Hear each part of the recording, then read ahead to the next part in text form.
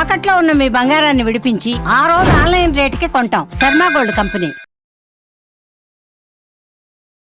నమస్కారం, మీరు చూస్తుంది సుమన్ టీవీ. నేను మీ కీర్తి. నాతో పాటు ప్రముఖ ఆస్ట్రాలజర్ నానాజీ పట్నాయక్ గారు ఉన్నారు. నమస్తే గురుగారు. శ్రీమాత్రే నమః. గురుగారు, ఈ మధ్యకాలంలో నేను ఒకటి వింటున్నానండి. అంటే చాలా పరమ పవిత్రంగా భావిస్తాం మా లలిత రహస్య సహస్రనామాలు అని కూడా అంటూ ఉంటాం కదా. అయితే నేను ఇప్పుడు అబ్బాయిల పాయింట్ ఆఫ్ వ్యూలో మాట్లాడుతున్నాను గురుగారు. మనం ఎలాంటి పనులు శీఘ్రంగా కావాలన్నా లలిత సహస్రనామాల్లో ఒక్కొక్క నామం పట్టుకొని జపం చేసుకున్నా కూడా మనకు ఫలితం ఉంటుంది అని మనం అంతా కూడా చాలా గట్టిగా నమ్ముతూ ఉంటాం. ఈ క్రమంలో ఈ మధ్యకాలంలో చాప కింద నీరులాగా అబ్బాయిలు కనుక లలిత సహస్రనామం పఠిస్తే అమ్మాయిలకి అట్రాక్ట్ అవుతారు. ఇన్ ద సెన్స్ అంటే పెళ్ళిళ్ళు కావాలనుకున్నా, వాళ్ళు కోరుకున్న అమ్మాయితో పెళ్ళిళ్ళు కావాలనుకున్నా, లేకంటే ఎవరినైనా వశపరచుకోవాలనుకున్నా కూడా లలిత సహస్రనామాలు పఠించాలి అన్నది ఒకటి స్ప్రెడ్ అవుతా ఉంది గురుగారు. 2-3 నోళ్ళల్లో విన్నాను నేను. సో దీనికి మీ ద్వారా సమాధానం తెలుసుకోవాలనుకుంటున్నాను. ఫస్ట్ ఆఫ్ ఆల్ ఏంటంటే లలిత అమ్మవారు ఎవరు అనే విషయం క్లారిటీ తెచ్చుకోవాలి. మనకి శివుడి యొక్క శక్తి అమ్మవారు చెప్పాలంటే. అయితే మీరు ఈ విషయం గురించి మనం మాట్లాడుకునే ముందు మనకి శాస్త్రాలు పురాణాలు స్త్రీ విషయంలో ఒక గొప్ప విషయాన్ని చెప్పింది. స్త్రీలు ఎక్కడ పూజింపబడతారో అక్కడ దేవతలు సంచరిస్తారు అంటారు. ఎందుకండి? ఏం పురుషుల విషయంలో ఎందుకు చెప్పలేదు, స్త్రీ విషయంలో ఎందుకు చెప్పారు అంటే స్త్రీకి స్వయంగానే ఒక శక్తి ఉంది. వాళ్ళు ఒక దుఃఖంతో, ఒక బాధతో ఒక మాట అన్నారంటే అది ఖచ్చితంగా అది తీరుతుందమ్మా. అందుకే స్త్రీని అకారణంగా నువ్వు బాధ పెట్టకూడదు. ఏదో వచ్చిన తప్పు జరిగింది, మళ్ళీ ఆ అమ్మాయి ఆ తప్పు చేయడం వల్ల ఇబ్బంది పడొచ్చేమో అనుకున్నప్పుడు తల్లిదండ్రులు ఆడపిల్లని మందలించడం వేరు. అమ్మ నువ్వు ఇట్లా ఉంటే కరెక్ట్గా సమాజం రకంగా చూస్తున్నాము, లేకపోతే రకరకాల స్త్రీ అనే కాదు పురుషుల విషయంలో కూడా మనం తల్లిదండ్రులు వాళ్ళ బాగు కోసం చెప్తాం. కరెక్ట్ చేయడానికి నడుస్తున్నప్పుడు కరెక్ట్ చేయడం వేరు. అంతేకాకుండా అలా కాకుండా ఒక హింసాత్మకమైన దూషించడం, కోడలను దూషించడం, లేకపోతే ఆడపడుచులు దూషించడం, లేకపోతే ఒక భర్త భార్యను దూషించడం. అంటే ఇవాళ రేపు జనరేషన్ చాలా మట్టుకు మారింది, తగ్గాయి చెప్పాలంటే. అలా గనక జరిగినప్పుడు ఆ స్త్రీ గనక దుఃఖంతో ఒక మాట అన్నది లోపల బాధపడిందంటే ఖచ్చితంగా జరిగి తీరుతుంది.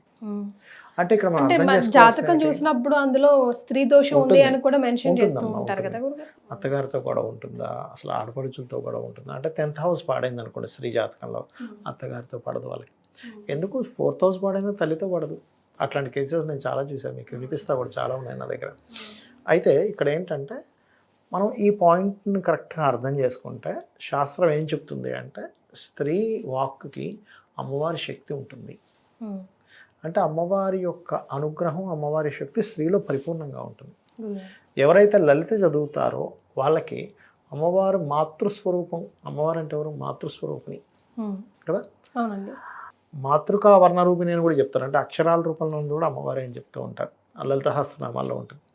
అంటే ఎవరైతే లలితహాస్త్రనామాలు చదువుతారో వాళ్ళకి మాతృస్వరూపిణి అనుకుంటే అమ్మవారి అనుగ్రహం వల్ల వాళ్ళ సహకారం వీళ్ళకు ఉంటుంది.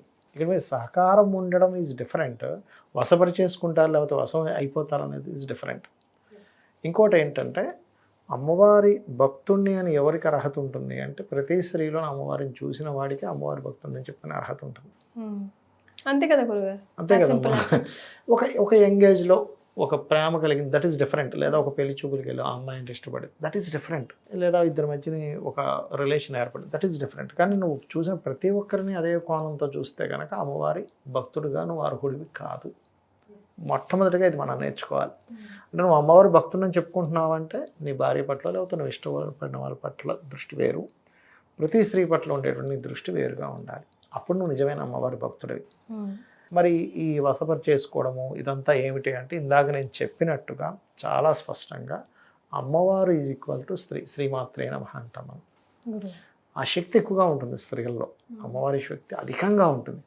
నువ్వు ఎప్పుడైతే రోజు లలిత చదువుకుంటావో వాళ్ళ నుంచి వచ్చే సహకారం బాగా వస్తుంది. మీకు ఎందుకు మనం లలితహాస్త్రనామాల్లో ఒక నామం ఉంటుంది, వివాహం అవ్వట్లేదండి అనగానే కామేశబద్ధ మాంగళ్య సూత్ర శోభిత కథ కొన్ని వేల మంది చెప్పారమ్మా నాకు. ఏమండి మేము యూట్యూబ్లో చూసాము, చేసుకున్నాం, అయిపోయింది. అది చెప్పడానికి ఫోన్ చేసేవారు నాకు.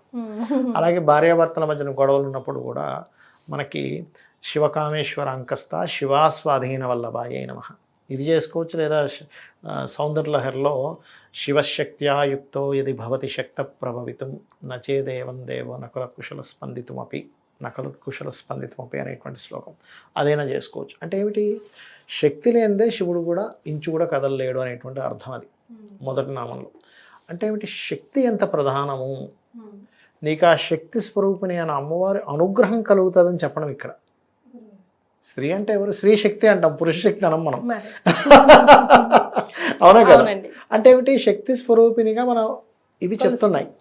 మీరు అందరూ ఏమనుకుంటారు, స్త్రీలను నిచ్చేస్తున్నాం అనుకుంటారు, కానీ మన లలితాసహస్రనామాలు కావచ్చు, లేకపోతే మనకి చండీ పారాయణం తీసుకోండి. చండీ పారాయణంలో మొత్తం శక్తి ఆర్మీ మొత్తం స్త్రీలే. అక్కడ ఒక్కొక్కరి నుంచి ఒక్కొక్క శక్తి వస్తుంది. బ్రహ్మదేవుడి నుంచి బ్రాహ్మీ శక్తి, అదేవిధంగా మనకి విష్ణువు నుంచి వైష్ణవి, వరాహమూర్తి నుంచి వారాహి, అదేవిధంగా ఒక్కొక్క దీని నుంచి ఒక్కొక్క శక్తి వస్తుంది అక్కడ. అంటే ఏమిటి, అక్కడ బండాసురుడిని కావచ్చు, లేకపోతే మన ఇక్కడ చండముండుల్ని కావచ్చు, వీళ్ళందరినీ హతమంచింది ఎవరంటే ఒక మహాకాళి, ఒక చండిక, వీళ్ళందరూ వచ్చి సంహరించారు. అంటే ఏంటి, స్త్రీ శక్తి అంత గొప్పది. నువ్వు లలిత చేసుకుంటే నీకు శక్తి యొక్క ఆరాధన నువ్వు చేస్తున్నావు కాబట్టి, స్త్రీ శక్తి స్వరూపిణి కాబట్టి ఆవిడ యొక్క అనుగ్రహం కలుగుతుంది అని చెప్పారు. అంతేగాని నువ్వు లలిత చదవగానే వాళ్ళు ఆకర్షితులైపోతారు కాబట్టి వాళ్ళ కోసం నువ్వు చేయనేటువంటిది పూర్తిగా రాంగ్ అనమాట. అది అంటే ఇక్కడ మనం అర్థం చేసుకోవాల్సింది, స్త్రీ శక్తి స్వరూపిణి కాబట్టి నువ్వు ఎంత గౌరవిస్తావు. తప్పు చేసింది చిన్నపిల్ల, ఆడపిల్ల, నువ్వు మందలించి చెప్పు, తప్పు కాదు అది. కానీ గౌరవించడం ప్రధానం ఇక్కడ, శక్తి స్వరూపిణి అని నువ్వు అర్థం చేసుకోవడం ప్రధానం ఇక్కడ అనేటువంటిది దాని యొక్క సారాంశం. అది మెయిన్. అయితే ఈ లలిత చేసేవాళ్ళు చెరుకు రసం తాగకూడదని చెప్తూ ఉంటారు. అవునా గురుగారు? చెరుకు ముట్టుకో, ఎందుకని గురుగారు? చెరుకు ప్రాణశక్తి ఉంటుందమ్మా. ఇప్పుడు మీరు చెరుకుని చూడండి, కట్ చేసి పెట్టండి, వెంటనే మళ్ళీ మొలుస్తుంది. అలాగే అమ్మవారు చెరుకు వీళ్ళు పట్టుకుంటుంది. అంటే ఏమిటి, అతి మధురంగా ఉండేటువంటి దాన్ని నువ్వు కనుక వదిలేయగలిగితే, పరీక్ష వదిలేయగలిగితే అమ్మవారి అనుగ్రహం బ్రహ్మాండంగా ఉంటుంది. ఇక్కడ ఏంటంటే మనం అమ్మవారు అనేటువంటి భావన నువ్వు ప్రతి స్త్రీలో నువ్వు చూడగలగాలి, అలా చూసి నువ్వు ఉండగలగాలి. దట్ ఈజ్ అమ్మవారి యొక్క అసలైనటువంటి ఉపాసన మార్గం. కానీ మనలో ఎంతమంది ఇలా చేస్తున్నారు మనం తెలుసుకోవాలి. గురుగారు, లలిత సహస్రనామాలకి నిజంగా చాలా చాలా ఇంపార్టెన్స్ మనం ఇస్తూ ఉంటాం కదా. ఏది రాకపోయినా కనీసం ఈ 5 నామాలైనా మీరు రెగ్యులర్గా పఠిస్తుంటే మెల్లిమెల్లిగా మీకు క్లోజ్ అయిన డోర్స్ ఓపెన్ అవుతుంటాయి. ఆ తర్వాత ఒక నమ్మకం కుదురుతుంది అని చెప్పడానికి ఒక 5 నామాలు మనం ఏమైనా చెప్పగలమా?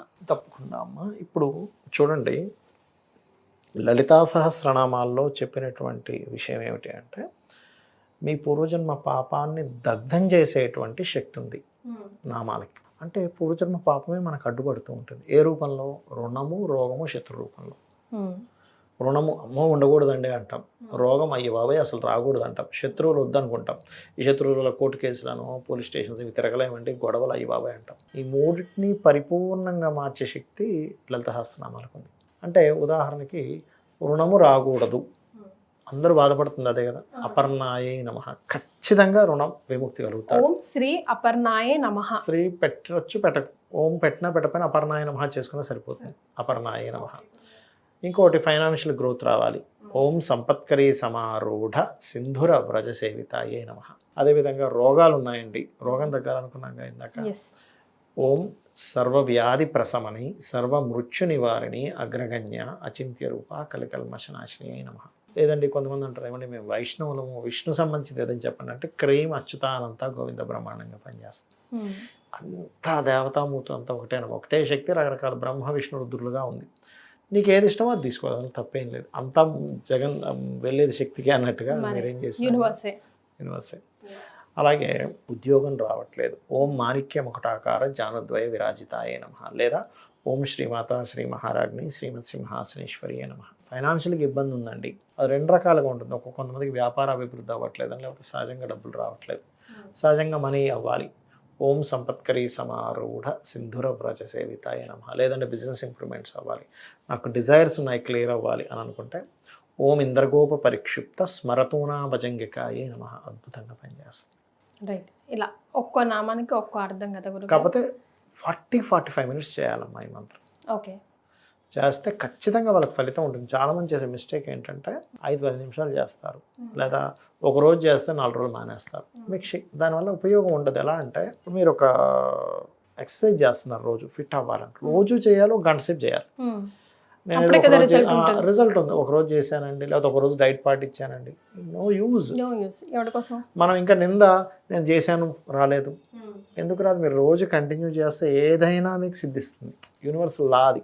అలాగే అమ్మవారి నామాలు మీరు రోజు 40 minutes to 1 hour కనుక మీరు శ్రద్ధాభక్తులతో చేయగలిగితే, ఇంకోటి ఏంటంటే నామం చదివేటప్పుడు ఇక్కడ అమ్మవారు ఉంది, అమ్మవారి నామం చదువుతున్నాను అనే స్పృహతో చేయాలి. పూజ చేస్తున్నాం, అక్కడ దేవతామూర్తిని ఒక పుష్పం పెడుతున్నాను, దీపం ఆగ్రాపయామి, ధూపం ఆగ్రాపయామి, దీపం దర్శయామి, లేకపోతే పుష్పం ఆగ్రాపయామి, లేదా పుష్పం సమర్పయామి అని చేస్తూ ఉంటాం.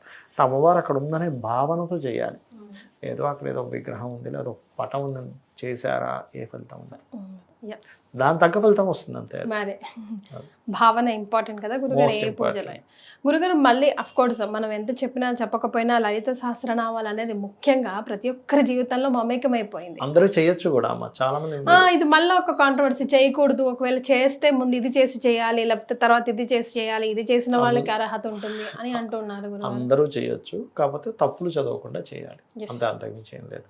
రైట్. చాలా సంతోషం గురుగారు, ధన్యవాదాలు. శ్రీమాత్రే నమః. శ్రీమాత్రే నమః.